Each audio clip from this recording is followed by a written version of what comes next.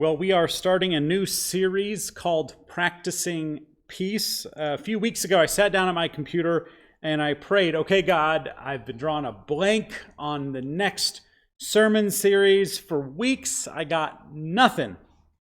So could you give me something? For reference, I only have about 30 minutes to think about it right now. So that would be nice. And immediately I heard, it was almost audible, I heard, practicing peace.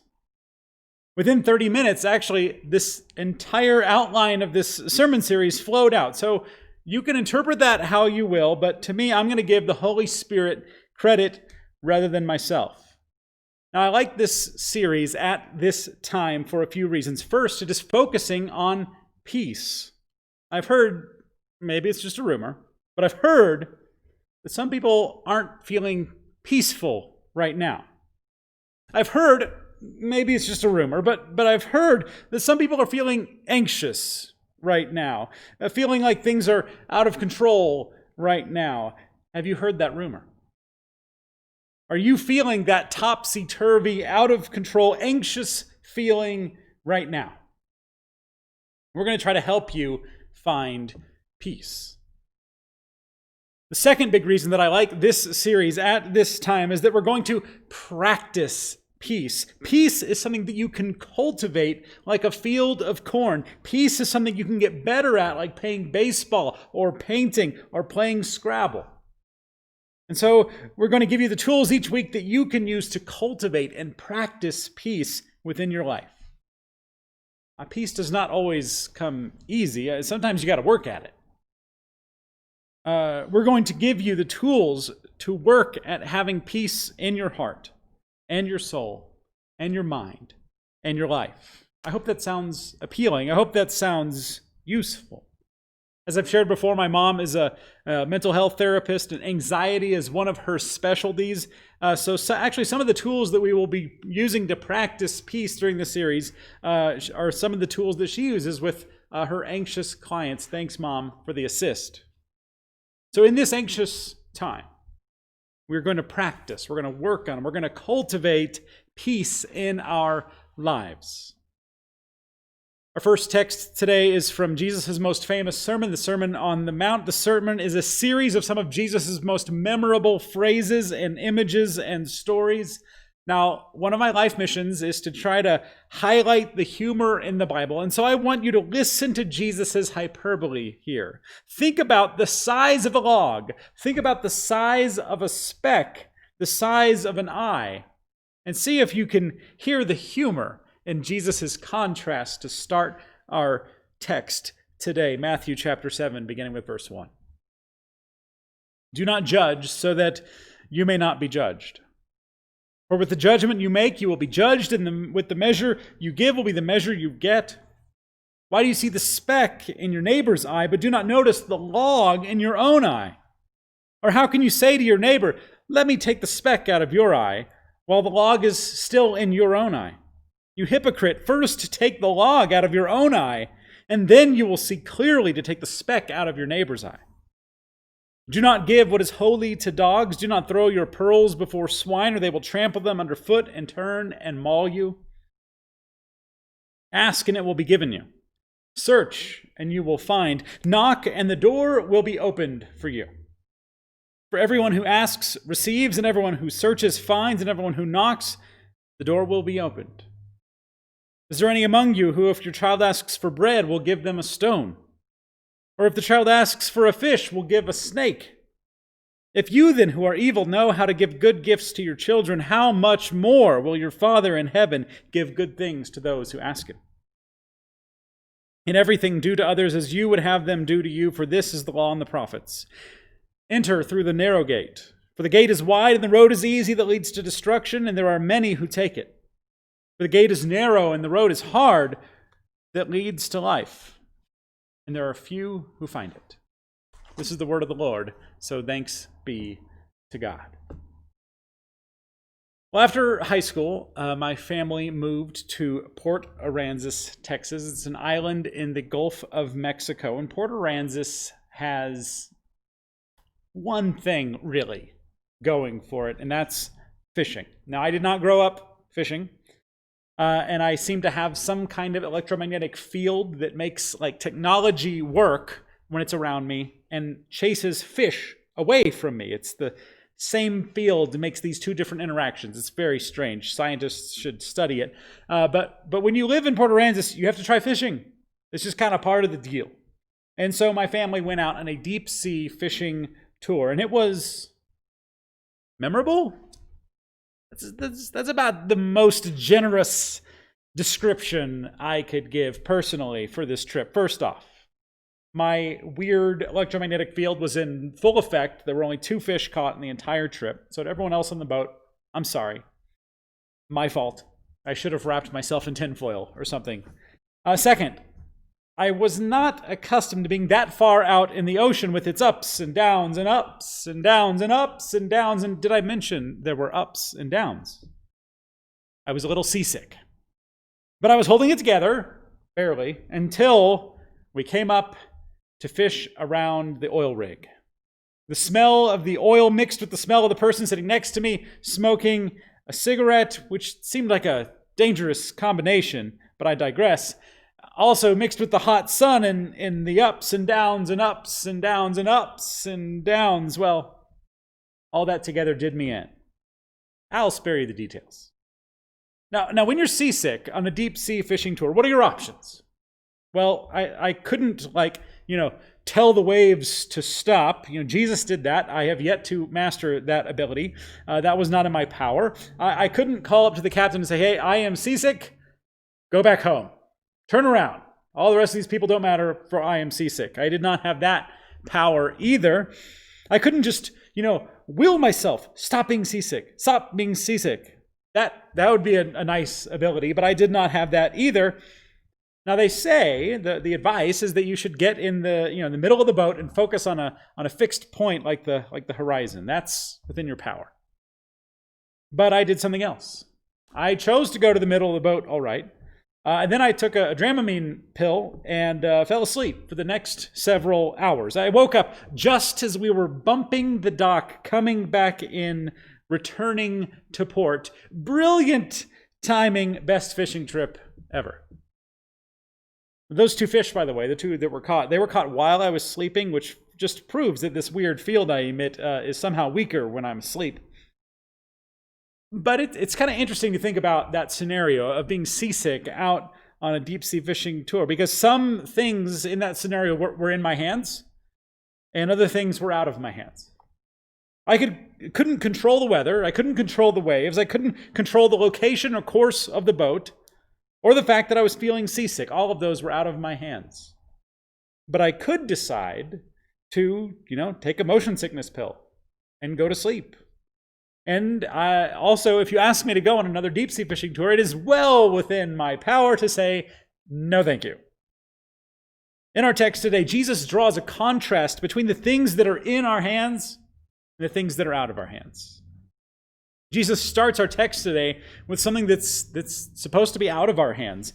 Do not judge, he says, so that you may not be judged. For with the judgment you make, you will be judged, and the measure you give will be the measure you get. Now, the image of measuring here is from the marketplace. It's where the merchant's scales would determine the correct payment and the correct amount of whatever you were buying. And you see throughout the Old Testament, multiple times in the Old Testament, that God hates, literally hates, dishonest scales. When a merchant uses a scale that puts other people at a disadvantage, Proverbs 11:1 even says it's an abomination to the Lord. So measuring correctly is a big deal to the Lord. Now Jesus, with this phrase, he's not saying don't make any judgments about what's right and what's wrong. That's not what he's saying. We do that all the time. What he is saying is that we do not get to pronounce final judgment on another person. Or maybe a lighter example. Let's say that someone cuts you off in traffic. What goes through your head? Well, that bleep and bleep. I can't believe that bleep.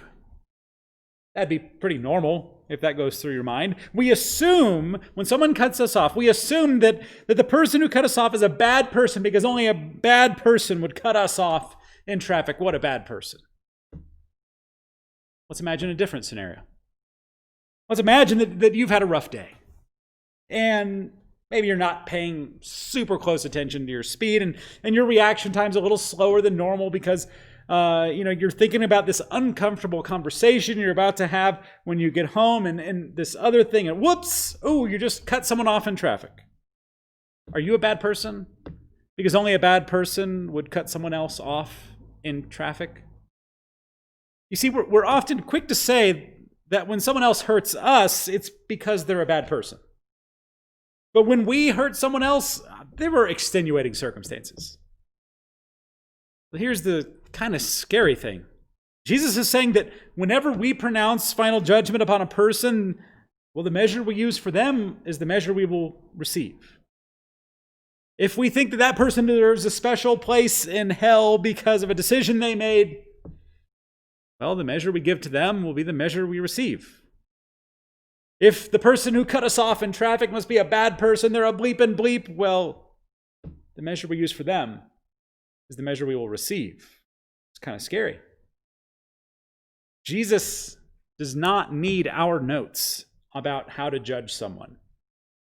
It's not like he's sitting up there, going, well, you know what? I wonder what Cody Sandahl's thinking about this person, about Jimmy. I'm gonna dial him up and get his notes because I need Cody's notes on what Jimmy's doing. That's not what's happening, right? God doesn't need our notes about someone's life. So here's the first tool. Instead of feeling personally attacked, and therefore pronouncing final judgment upon a person, let's ask this question instead. We'll start with the car example and we'll ratchet it up from there. Would that person have driven the same no matter who was in the lane next to them? Well, yeah, it's not like they followed you personally, right? And then decided to cut you off personally, right? It wasn't personal.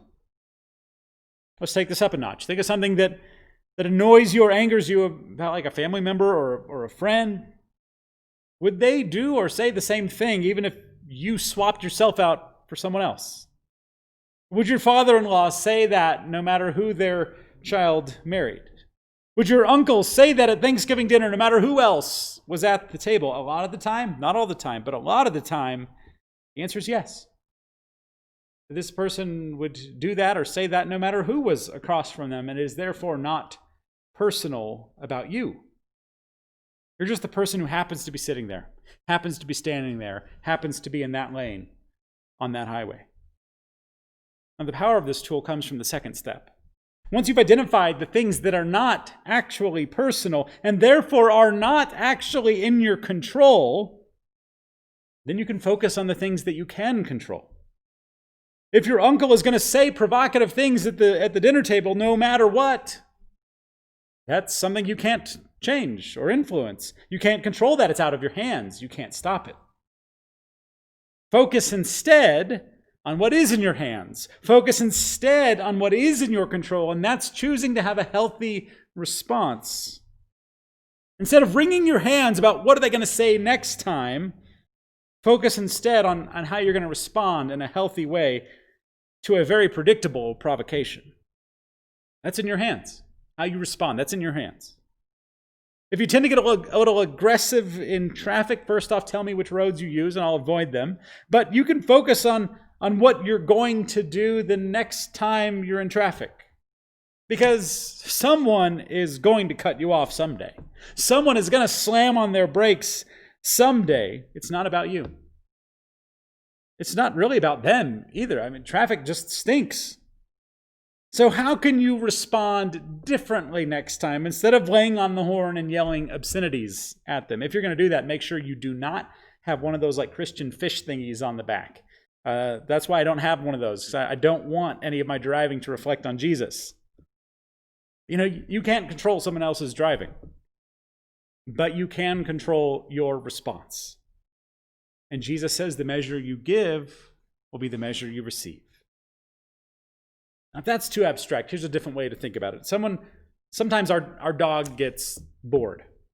And sometimes she remedies that situation by bringing us a stuffed animal that is not hers. It's one of our boys' stuffed animals, and she knows it. And so she's sitting there, wagging with this, stuffed animal that's not hers, waiting to see, will they take the bait? Will they chase me? In a similar way, another tool is to imagine the times when someone else is pushing your buttons. Imagine that they're fishing for a response. They're trying to get you to take the bait. You've already heard how much I like fishing, but imagine you're a fish and you see that bobbing, dangling, dancing, oh so tantalizing lure. But if you take the bait, you're the one who's caught. You can't control whether someone goes fishing for a response from you. That's out of your control. That's out of your hands. You can decide whether or not you take the bait. That's in your hands. So one way to practice peace in your life is to focus on the things that are actually in your hands. It's not your job to tell God how to judge someone else's faithfulness or faithlessness. God doesn't need your notes. Someone else's actions are not in your hands. You can't control what someone else says or does or how they drive. But you can choose how you respond. That's in your hands. Now, for the next part of our text, let's put Jesus' image here into like a modern context. Let's imagine that we're standing next to each other, and you suddenly, cry out in pain, because I got an eyelash in my eye. Oh, it's scratchy. And being the helpful person that I am, I offer to get the eyelash out of your eye for you. And did I mention I'm in a mascot suit? I have a little grill in front of my face. I can't really see, and my hands are actually those giant, like 3-fingered mascot hands. But I'm going to help you with that eyelash, okay? I can't see, and my fingers are gigantic, but I'm going to help you with that eyelash. Are you gonna take me up on that offer? Probably not. That's the kind of ridiculousness that Jesus has in this image about the speck in the log. I mean, can you imagine someone walking around with like a tree limb sticking out of their eye? That's like something I can imagine from like a .com commercial in the 2000s. I believe Jesus' point here is that it's easy to see someone else's flaws. But here's the flip side of that.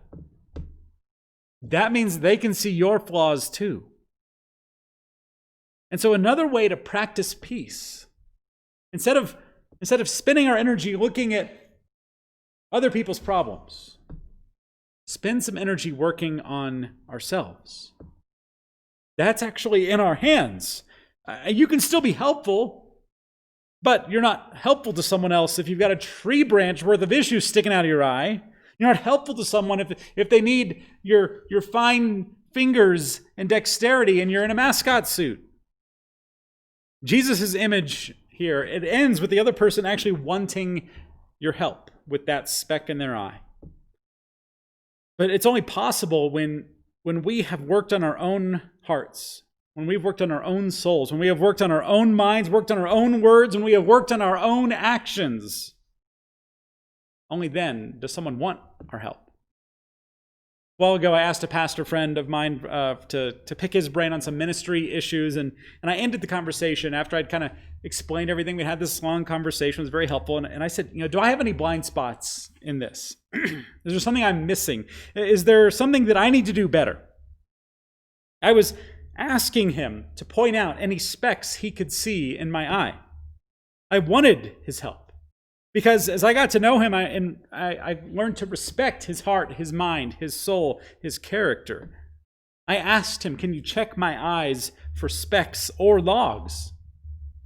And I wanted to ask him that because he had obviously put in the work on himself over the years. So the goal in our text today is to become the kind of person that other people want to ask for help, that other people want to ask for perspective. Have you ever been driving in a car and a passenger decides to be the backseat driver? Maybe I've just touched on one of the sticky points in your marriage, right? Do you like hearing someone else's commentary on your driving? No one likes a backseat driver. No one. So Jesus is telling us, don't be backseat drivers for other people's lives. Work on your own life first. Become the kind of person that someone wants to turn to and say, hey, did I go the wrong direction there? Now, this can cultivate peace in your life because it, again, places your energy, it places your focus on something that's in your hands. You can work on it. You can't always tell someone else what they should do. Well, I guess you always can, but there's no guarantee they'll listen. And you can't guarantee that they'll want to be around you anymore if you keep backseat driving. So instead, work on you. Work on your character. Work on your mind. Work on your thoughts. Work on your heart. Work on your soul. Work on the words that come out of your mouth. Work on your actions so that they reflect the love of Jesus Christ. Become the kind of person that others want to ask for help, that others want to ask for your perspective. That is in your hands. Sisters and brothers, Jesus in our text today is telling us we often lack peace in our lives because we are trying to be backseat drivers. Sometimes we're trying to be backseat drivers to God. Hey, God, here's my notes on this person, how you should judge them. Sometimes we're trying to be backseat drivers to other people, pointing out where they missed a spot, even though we're sitting on a pile of our own dirty laundry. Other people's words are out of our hands. Other people's actions are out of our hands. Other people's lives are really out of our hands. And so to practice peace in your life, focus on the things that are in your hands. You can't control what someone else says or does, but you can choose how you respond. You can't stop someone from fishing, trying to get a response, fishing for a fight, but you don't have to take the bait. That's in your hands. You can't make someone listen to you. But you can work on yourself and try to become the kind of person that others want to ask for help or perspective. The kind of person you're becoming, that's in your hands. So to practice peace this week, I encourage you to release the things that are out of your hands and embrace the things that are in your hands. And if you want my perspective, I'm always happy to help you with that eyelash from inside my mascot suit. Amen.